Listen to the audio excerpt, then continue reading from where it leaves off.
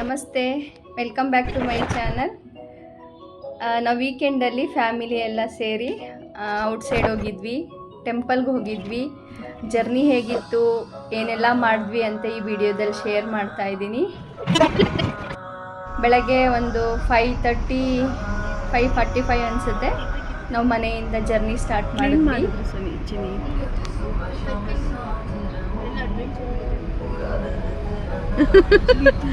ಅಲ್ಲಿ ಅಡ್ವೆಂಚರ್ ಮಾಡ್ಯಾರ.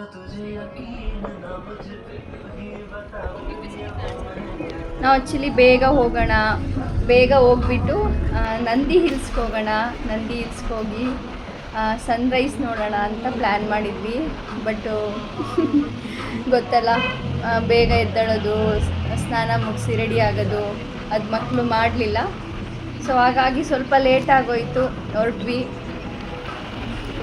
ಹೋಗ್ತಾ ಜರ್ನಿನಲ್ಲಿ ಏನೇನು ಚೆನ್ನಾಗಿರುತ್ತೆ ಅದನ್ನೆಲ್ಲ ನಾವು ಸ್ವಲ್ಪ ಶೂಟ್ ಮಾಡ್ತಾ ಹೋದ್ವಿ.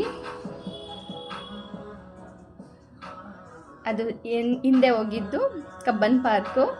ನೆಕ್ಸ್ಟ್ ಇಲ್ಲಿ CM ಮನೆ, ಮತ್ತು ಇಲ್ಲಿ DKC ಮನೆಗಳು, ಮತ್ತು ಪ್ಯಾಲೇಸ್ ಗ್ರೌಂಡು, ಈ ಥರ ತುಂಬ ಪ್ಲೇಸಸ್ಗಳು. ವಿಧಾನಸೌಧದ ಮುಂದೆ ಪಾಸ್ ಆದ್ವಿ. ಆ ಥರ ತುಂಬ ಪ್ಲೇಸಸ್ ಮುಂದೆ ನಮ್ಮ ಜರ್ನಿ ಹೋಗ್ತಾ ಇತ್ತು. ಯಾಕೆ ಬೆಂಗಳೂರನ್ನ ಒಂಥರ ಗಾರ್ಡನ್ ಸಿಟಿ ಅಂತಾರೆ ಅಂತ ಗೊತ್ತಾಗುತ್ತೆ ನೋಡಿ. ಎಲ್ಲಿ ನೋಡು ಮರ ಗಿಡಗಳು. ಈಗ ತುಂಬ ಕಮ್ಮಿ ಆಗಿದೆ. ಎಲ್ಲ ಫ್ಲೈಓವರು, ಮೆಟ್ರೋ, ಈ ಥರ ಏನೋ ಮಾಡಬೇಕಂತ ಹೊರಟು ಎಲ್ಲ ಮರ ಗಿಡಗಳು ಕಮ್ಮಿ ಆಗ್ತಾಯಿದೆ. ಆದರೂ ಆದಷ್ಟು ತುಂಬ ಮರ ಗಿಡಗಳನ್ನ ಉಳಿಸಿದ್ದಾರೆ. ಅದು ನೋಡಿದರೆ ಖುಷಿ ಆಗ್ತಾ ಇರುತ್ತೆ. ಇದು ಮೇ ಬಿ ಪ್ಯಾಲೇಸ್ ಗ್ರೌಂಡ್ ಅನಿಸುತ್ತೆ. ಅಲ್ಲಿ ಹೋಗ್ತಾ ಚೆನ್ನಾಗಿತ್ತು.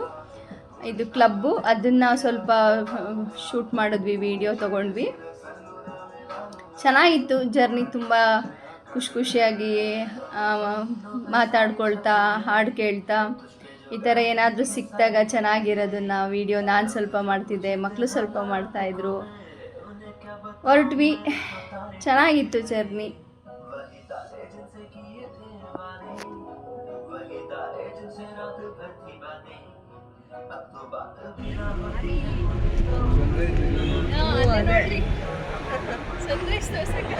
ನಾವು ನಂದಿ ಹಿಲ್ಸಲ್ಲಿ ಸನ್ರೈಸ್ ನೋಡ್ಬೇಕಂತ ಹೊರಟಿದ್ವಿ.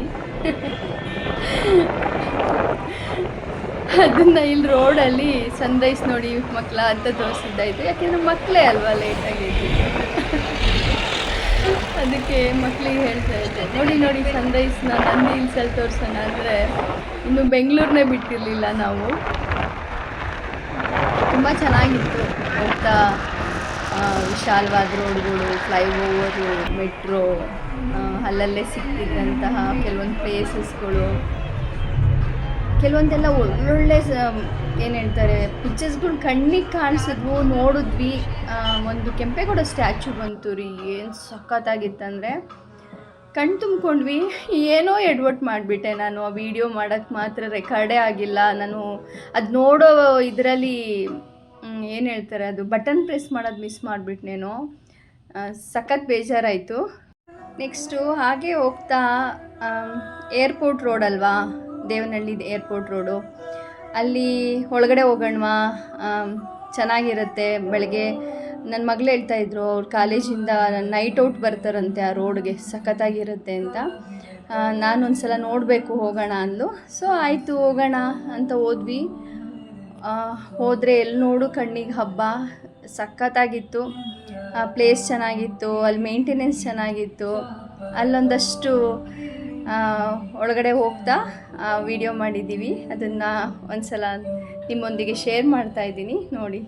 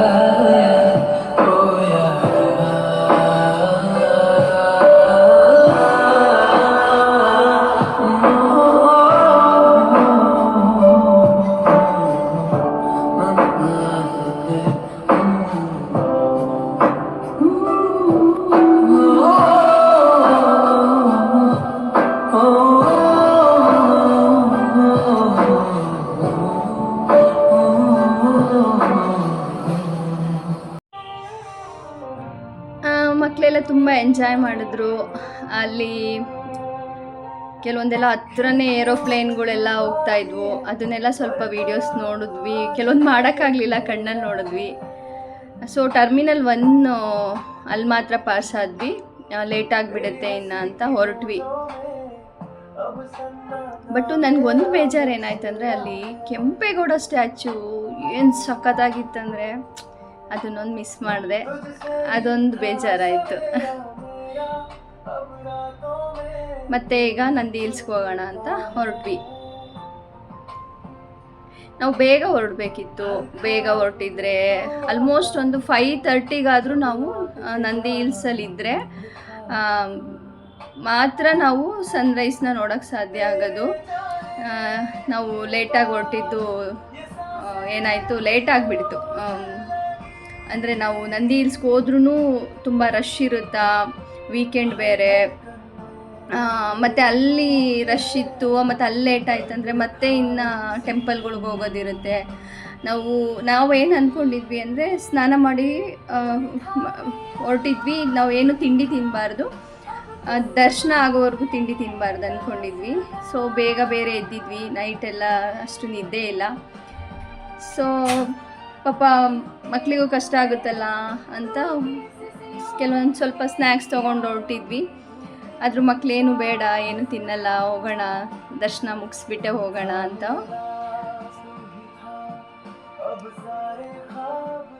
ಸರಿ ದರ್ಶನ ಮುಗಿಸ್ಬಿಟ್ಟೆ ಹೋಗೋಣ ಅಂದ್ಕೊಂಡ್ವಿ.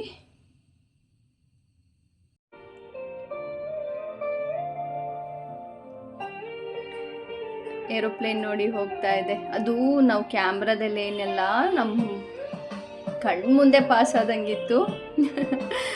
ಆ ಥರ ಎಲ್ಲ ಬಂದಾಗ ಮಕ್ಕಳು ಕಿರ್ಚ್ತಾ ಇದ್ರು, ಚೆನ್ನಾಗಿತ್ತು.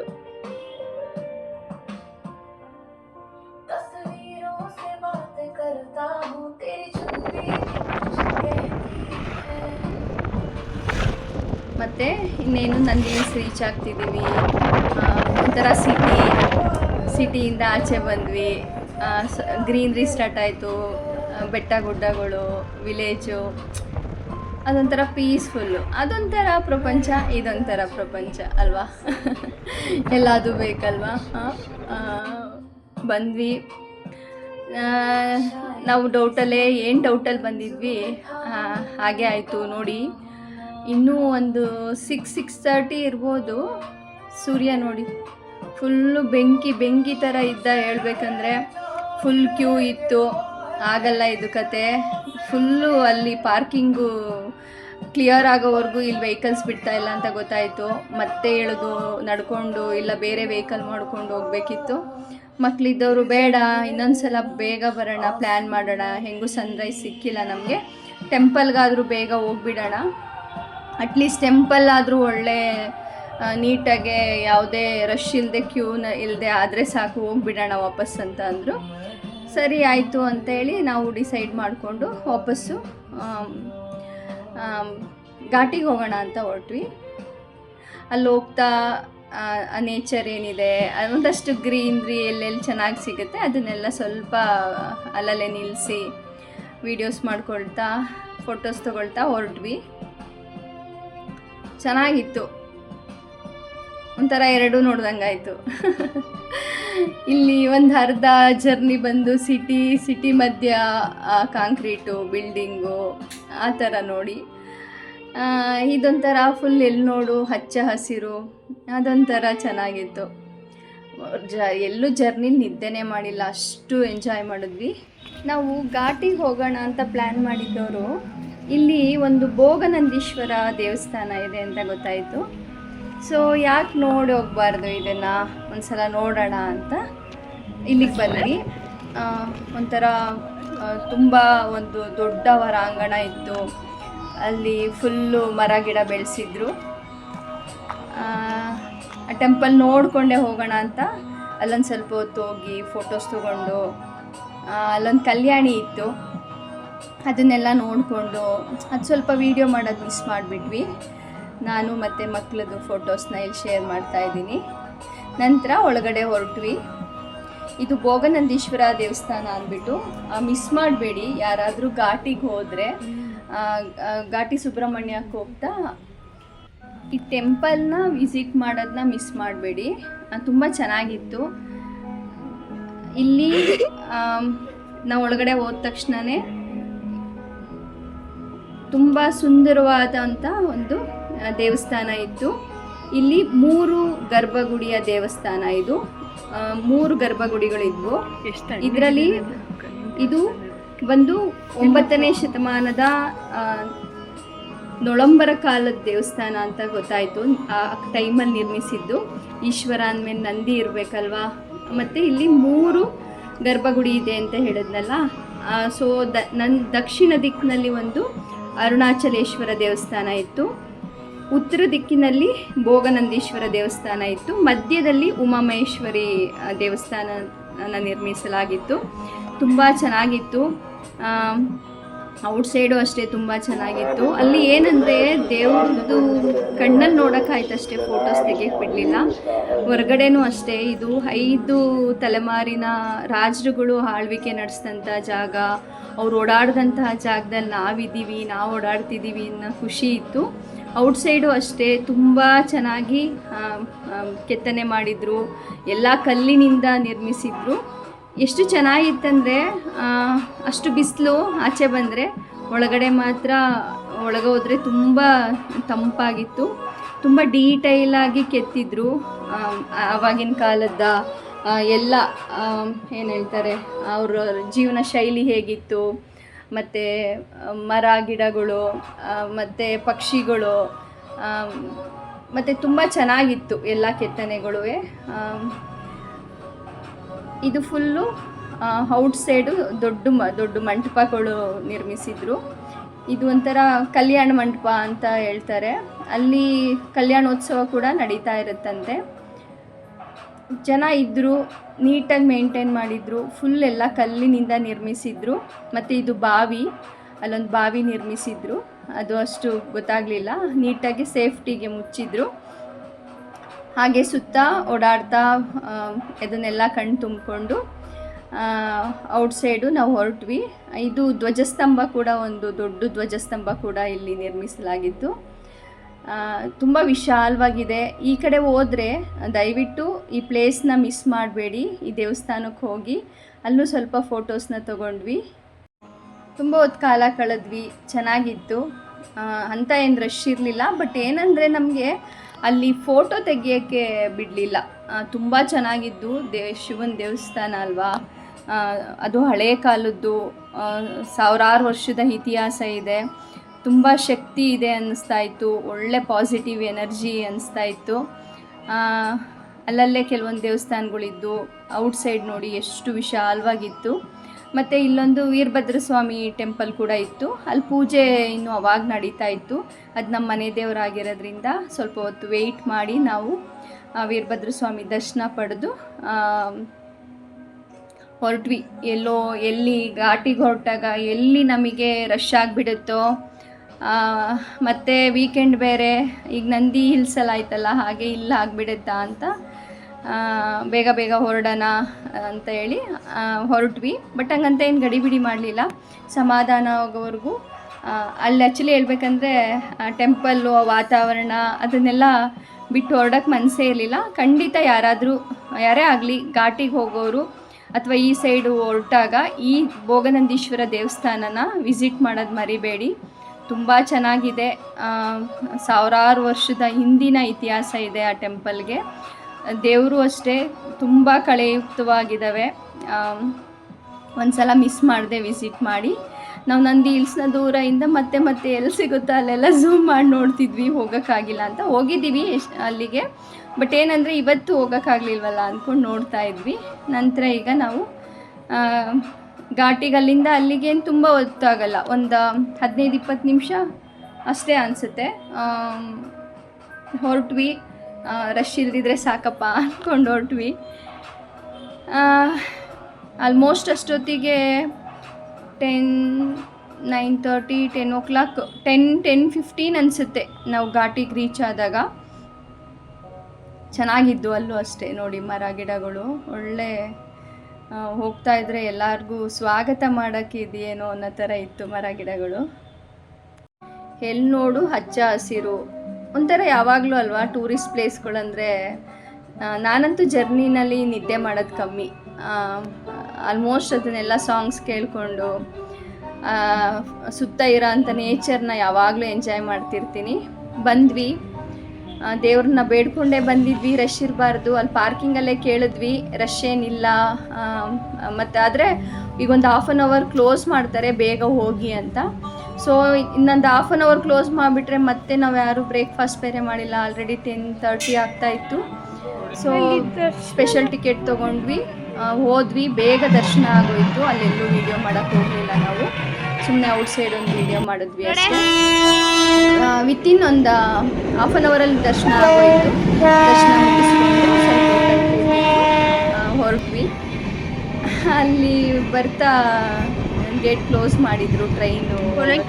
ಅದನ್ನೊಂದು ವೀಡಿಯೋ ಮಾಡಿಕೊಂಡು ಮಗಳು ಇಲ್ಲ ಈ ಫೋನಿನ ಬ್ರೇಕ್ಫಾಸ್ಟ್ ಮುಗಿಸಿ ಒಬ್ಬರು ಇರೋದು ಅದರ ಮನೆಗೆ ಹೊರಡೋ ಪ್ಲ್ಯಾನ್ ಇತ್ತು.